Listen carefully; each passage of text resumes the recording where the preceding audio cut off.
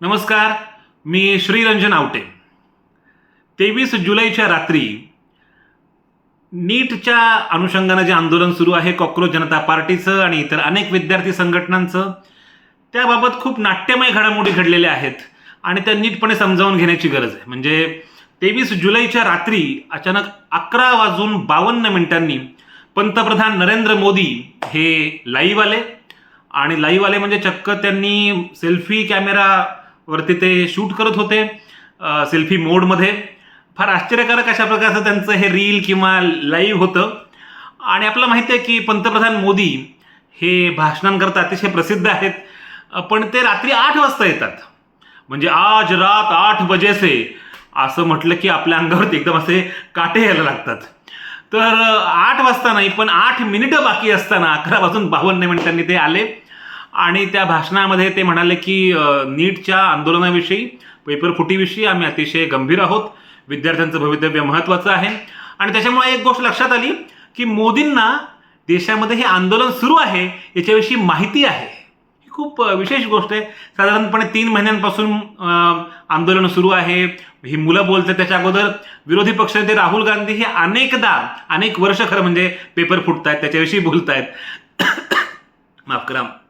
पण अशा आंदोलनाविषयी त्यांना माहिती आहे. याच्यामुळे एक आनंद वाटला की आपल्या पंतप्रधानांना आंदोलन माहिती आहे. त्याच्यामध्ये त्यांनी 2च महत्त्वाच्या घोषणा केल्या. एक म्हणजे ते असं म्हणाले की हे जे पेपर फुटत आहेत त्याच्या अनुषंगाने एक विधेयक आपण संसदेमध्ये आणणार आहोत आणि त्या अनुषंगाने कॅबिनेटमध्ये चर्चा होईल वगैरे वगैरे. आणि दुसरं म्हणजे आपण फास्ट ट्रॅक कोर्ट स्थापन करणार आहोत. अशा 2 महत्त्वाच्या घोषणा त्यांनी केल्या. या दोन्ही मागण्या ह्या काही विद्यार्थी संघटनांच्या नव्हत्या, पण आपण या मुद्द्याविषयी गंभीर आहोत आणि विद्यार्थ्यांच्या भवितव्याविषयी, तरुणांच्या भवितव्याविषयी आपल्याला चिंता आहे हे सांगण्याचा त्यांचा हा प्रयत्न होता. आणि हे आंदोलन हळूहळू थांबवावं, मोडीत काढावं या दृष्टीनं त्यांनी उचललेलं हे पाऊल होतं. मोदींच्या या भाषणानंतर साधारणपणे अवघ्या 1-1.5 तासामध्ये मोदींचे जे मंत्री आहेत ते थेट गेले आपल्याला माहिती आहे की मेदांतामध्ये. सोनम वांगचुक ॲडमिट होते आणि तिथं ते गेले. JP नड्डा तिथं प्रामुख्यानं उपस्थित होते आणि त्यांनी आवाहन केलं की बाबा आपण हे उपोषण मागं घ्यावं. नरेंद्र मोदींचं आवाहन आणि त्याच्यानंतर JP नड्डा यांनी सुद्धा त्यांना जे आवाहन केलं, त्याच्यानंतर सोनम वांगचुक यांनी हे उपोषण सोडलं. आपल्याला माहिती आहे की सोनम वांगचुक हे या आंदोलनाच्या केंद्रस्थानी होते, त्यामुळे त्यांनी हे उपोषण सोडलं.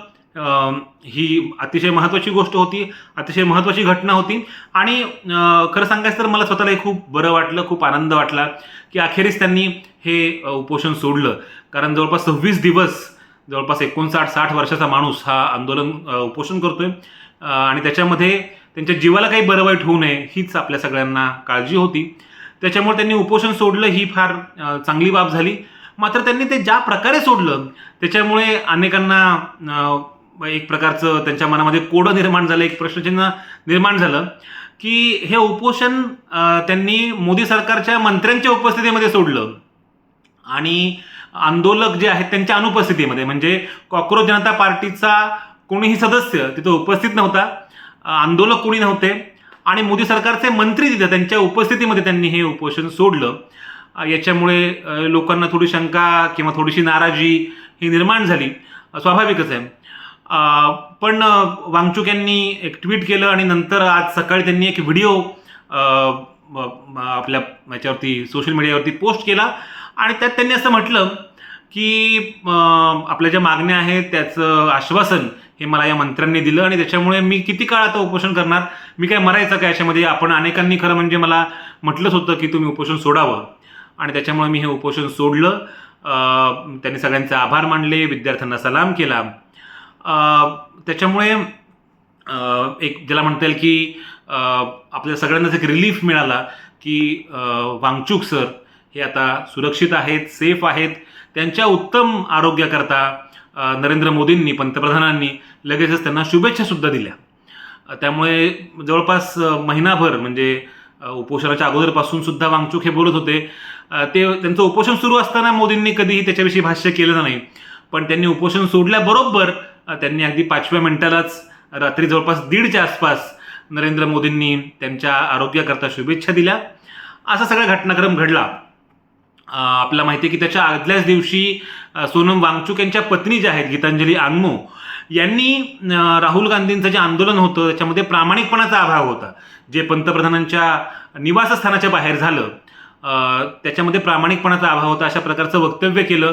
आणि त्याच्यामुळं खरं म्हणजे अनेकांना आश्चर्य वाटलं, कारण राहुल गांधींना ज्या प्रकारे फरफटत नेलं त्याविषयी अनेकांना खूप वाईट वाटलं की विरोधी पक्षनेत्याला अशा प्रकारची वागणूक मिळता कामा नये वगैरे वगैरे असं सगळं बोललं जात होतं. पण अशा प्रकारचं विधान गीतांजली आंगमो यांनी आदल्या दिवशी केलं. दुसऱ्याच दिवशी आपल्याला कल्पना आहे की सोनम वांगचुक यांनी अशा प्रकारे उपोषण सोडलं. त्यामुळे अनेकांच्या मनामध्ये नाराजी निर्माण झाली. आता हे जे आश्वासन दिलेलं आहे मोदी सरकारनं ते नेमकं काय आहे आणि ज्याच्यामुळे खरं म्हणजे वांगचुक यांनी हा राजीनामा उपोषण जे आहे त्यांनी मागं घेतलेलं आहे. तर याच्या अनुषंगानं योगेंद्र यादव जे स्वतः या आंदोलनाचा भाग आहेत, ते तिथे समर्थक आहेत, प्रत्यक्ष मैदानावरती आहेत, त्यांनी 4 प्रमुख मुद्दे मांडलेले होते.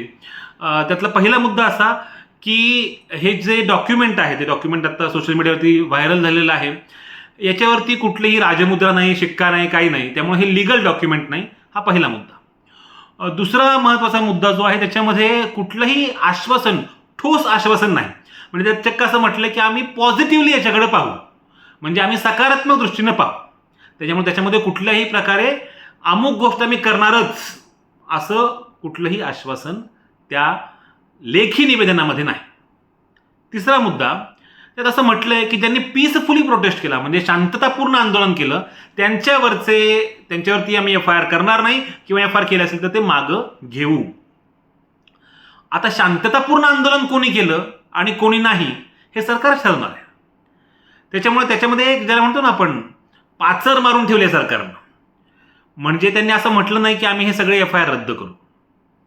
त्यांनी उलट पक्ष असं म्हटलंय की शांततापूर्ण मार्गाने कोणी केलं, म्हणजे आता हे पुन्हा त्याच्यामध्ये, आणि ऑलरेडी आपल्याला कल्पना आहे की अनेक गोदी मीडियाच्या चॅनल्सवरती हे सुरू झालेलं आहे.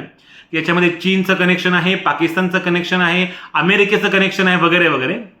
आणि त्याच्यामुळे तिसरा मुद्दा जो आहे तो शांततापूर्ण मार्गाने ज्यांनी आंदोलन केलं त्यांच्यावरचे FIR आम्ही रद्द करू किंवा त्यांच्यावरचे केसेस आम्ही मागं घेऊ. पण चौथा महत्त्वाचा मुद्दा जो यादवांनी मांडलाय तो असा की ज्यांच्यावरती ऑलरेडी FIR झालेले आहेत ते रद्द करण्याविषयी सुद्धा या डॉक्युमेंटमध्ये छोटंसं 1 पानाचं डॉक्युमेंट आहे, त्याच्यामध्ये भाष्य नाही. त्यामुळं ज्या आधारे वांगचुक सरांनी हे उपोषण सोडलं ते खरं म्हणजे फार आश्चर्यकारक आहे, कारण त्याच्यामध्ये हे 4ही मुद्दे जे आहेत हे फार महत्त्वाचे मूलभूत मुद्दे आहेत.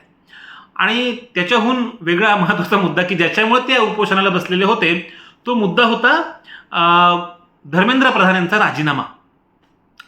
त्या राजीनाम्याविषयी काहीही भाष्य नाही असं सगळं आहे. त्या निवेदनामध्ये कुठे असं म्हटलं नाही की राजीनामा धर्मेंद्र प्रधान देतील. आणि असं म्हणत अखेरीस फायनली वांगचुक यांनी उपोषण सोडलेलं आहे. पण मुलांनी मात्र, म्हणजे जेव्हा या प्रकारे वांगचुक यांनी उपोषण सोडलं त्याच्यानंतर अभिजित दिपके जो या कॉक्रोच जनता पार्टीचा संस्थापक आहे त्यानं असं म्हटलेलं आहे की जोपर्यंत धर्मेंद्र प्रधान राजीनामा देत नाहीत तोपर्यंत हे आंदोलन सुरूच राहील.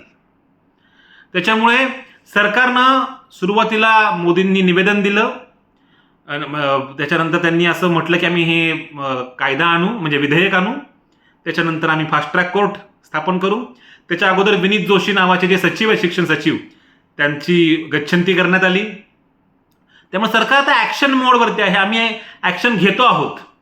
आणि त्याच्यानंतर वांगचुक यांचं उपोषण सोडवण्यात आलं. आता वांगचुक यांनी उपोषण सोडल्यानंतर अपेक्षा सरकारला अशी होती की आता हे आंदोलन थंडावेल, आता विद्यार्थी शांत होतील, आता हे आंदोलन पूर्णपणे मोडीत काढता येईल. पण आजच्या घडीला तरी हे आंदोलन मोडीत नव्हे तर ते अतिशय सकारात्मकरित्या वाढलेलं आहे, फोफावलेलं आहे. आणि केवळ दिल्लीमध्येच नव्हे तर देशाच्या अनेक शहरांमध्ये, अनेक राज्यांमध्ये हे आंदोलन सुरू झालेलं आहे. त्यामुळे हे आंदोलन आता ना सोनम वांगचुक यांचं आहे, ना अभिजित दिपके यांचं आहे. ते इथल्या प्रत्येक तरुणाचं आहे. त्यांना असं वाटतंय की इथली शिक्षण व्यवस्था जी आहे ती बदलली पाहिजे. हे भविष्य जे आहे आमचं ते सेक्युअर झालं पाहिजे, ते सुरक्षित हातांमध्ये असलं पाहिजे. आणि म्हणून आता विद्यार्थी म्हणजे माझे काही विद्यार्थी हे आता या आंदोलनामध्ये आहेत, माझे काही मित्र तिथं उपस्थित आहेत आणि ते भारावून गेलेले आहेत. ते ज्या प्रकारे आंदोलन करतायत मी त्या सगळ्या विद्यार्थ्यांना सलाम करतो. त्यामुळे कुणीही नेते असतील किंवा कुणीही इतर महत्त्वाच्या व्यक्ती असतील त्या काय बोलतात त्याच्याकडे लक्ष द्यायचं कारण नाही. मुद्दा सगळ्यात महत्त्वाचा हा आहे की इथला जो विद्यार्थी आहे, जो तरुण आहे, जो आंदोलक आहे, तो अजूनही रणांगणामध्ये उभा आहे. त्यामुळे तुफानांना सांगा की मी अजूनही जहाज सोडलेलं नाही असं जेन झी म्हणते आहे.